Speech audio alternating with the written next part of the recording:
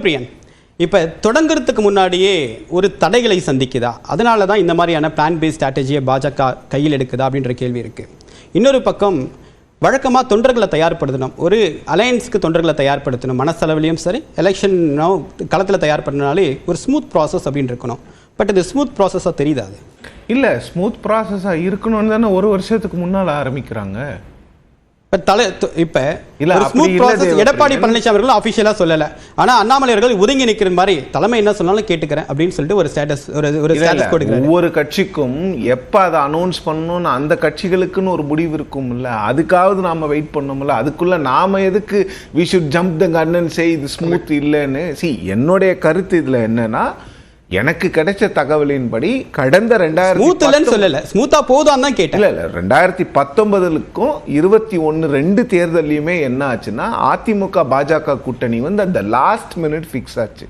21 அவங்க அலையன்ஸ்லேயே இருந்தாலும் ரஜினியின் வருகைக்காக பாஜக காத்து கொண்டிருந்ததால் அலையன்ஸை அவங்க ஃபிக்ஸ் பண்ணல. ஏடிஎம்கே அனௌன்ஸ் பண்ணிட்டாங்க, பட் பிஜேபி ஜனவரி 13 தான் அனௌன்ஸ் பண்ணாங்க. ஸோ அந்த ஜெல் ஆகலை அந்த அலையன்ஸ். ஸோ இந்த முறையாவது, ஏன்னா திமுக கிட்ட இருக்கிறது வந்து ஒரு அரித்மெட்டிக்கலி ப்ரூவன் ஸ்ட்ராங் அலையன்ஸ். அந்த அலையன்ஸ் வந்து 3 தேர்தலில் ஜெயிச்சிருக்கு. ஸோ அந்த அலையன்ஸுக்கு எதிராக நீங்கள் ஒரு அலையன்ஸை கட்டமைக்கணும்னா அந்த அலையன்ஸ் வந்து மக்கள் கிட்ட சென்றடைகிறதுக்கு முன்னால் கேடர்ஸ் கிட்ட பர்குலேட் டவுன் ஆகணும்.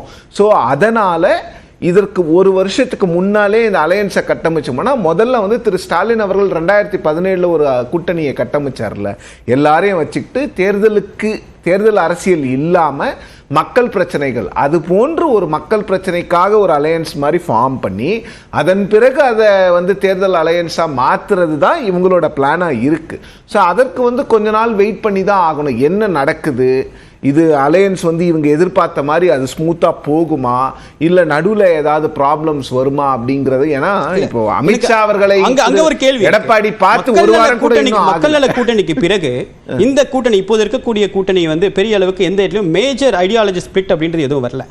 பட் அதிமுகவும் பாஜகவும் அப்படி இல்லை, ஐடியாலஜி ஸ்பிளிட்டும் இருக்கு. கடந்த தேர்தலில் சரிவராதுன்னு சொல்லிட்டு 2 பேருமே விலகி பயணம் பண்ண ஆரம்பிச்சாங்க. ஆனா அப்படி விலகி பயணம் மீண்டும் சேர்றது அப்படின்றது தொண்டர்கள் எப்படி தயாராவான்னு கேட்கறேன். இல்ல, தொண்டர்கள் தயாராகிறதுக்கு தான் ஒரு வருஷம் கேப்ன்றது தான் என்னோட அண்டர்ஸ்டாண்டிங். தொண்டர்கள் வந்து தயாராகணுன்றதுக்காக தான் அண்டர்ஸ்டாண்டிங். ஒரு வருஷம் வந்து கொஞ்சம் ஓரளவுக்கு கேப் கொடுத்து தயார் பண்ணாதான் பண்ண முடியும். நீங்கள் முன்ன பண்ண மாதிரி 2 மாதத்துக்கு 3 மாதத்துக்கு முன்னால் கொண்டு வந்து இதுதான் அலையன்ஸ்ன்னு சொன்னீங்கன்னா ஜெல் ஆகாது. கொஞ்சம் முன்னாலேயே பண்ணலாம், ஏன்னா இதற்கு முன்னால் பண்ணியிருக்க முடியாது. ஸோ இப்போ பண்ணலாமாங்கிறது தான் அவங்களோட இவங்களோட எல்லாரும் இவங்க காமனாக வந்து இறங்குறது எந்த இடத்துல, திமுகவை இந்த தேர்தலில் தோற்கடிக்கணும் அப்படின்னு தான். ஸோ இது வந்து முதல் முறை கிடையாது. திமுகவையோ இல்லை அதிமுகவை தோற்கடிக்க வேண்டியதற்கு ஐடியாலஜிக்கலி டைவர்ஜென்ட் பார்ட்டிஸ் வந்து ஒரு இடத்துல வந்தது வந்து தமிழ்நாட்டில் முதல் கிடையாதுல்ல. அது திமுகவுக்கும் எதிராகவும் அந்த அலையன்ஸ் கட்டமைக்கப்பட்டிருக்குது. அதிமுக கடந்த காலங்களில் ஓகே, இப்போ இருமொழி கொள்கை டீலிமிட்டேஷன் மாதிரி ரொம்ப சென்சிட்டிவான டாபிக் வந்து ஒரு ஃபயர் மோட்ல இருக்கு. ஆமா, இந்த டைம்ல பாஜகவோட கை கோக்குறது அப்படின்றது எடப்பாடி அவர்களுக்கு ஆப்ஷனலா இருக்கா, இல்ல ஆப்ஷனே கிடையாது, ஒரே ஆப்ஷன் தான், அதான் நீங்க சூஸ் பண்ணணும் அப்படின்னு கட்டாயம் இல்லை. அப்படி இல்லை. நான் என்ன பார்க்குறேன்னா, ஸோ பிஜேபிக்கு வந்து அந்த டீலிமிட்டேஷன்ல ஒரு சேலஞ்ச் தான். சரி, திரு எடப்பாடி பழனிசாமி அவர்கள் வந்து இந்த அலையன்ஸ் ஜஸ்டிஃபை பண்ணுறதுக்கு வந்து கொஞ்சம் கஷ்டப்படுவார். ஏடிஎம்கேல கஷ்டப்படுவாங்க, இல்லைன்னு யாரும் சொல்ல. ஏன்னா பிஜேபிக்கும் அந்த கஷ்டம் இருக்கும். அவங்க கட்சிக்குள்ள மற்றவங்களுக்கு அவங்களோட கோர் ஓட் பேங்க்குக்கு எக்ஸ்பிளைன் பண்ணுறதுக்கு வந்து பிஜேபிக்கும் நேரம் தேவைப்படும். ஆனால் இதெல்லாம் சிக்கல்கள் இருக்குது. இது சிக்கல் இல்லாத அலையன்ஸ், ஐடியாலஜி கன்வர்ஜென்ட்லாம் யாரும் சொல்ல.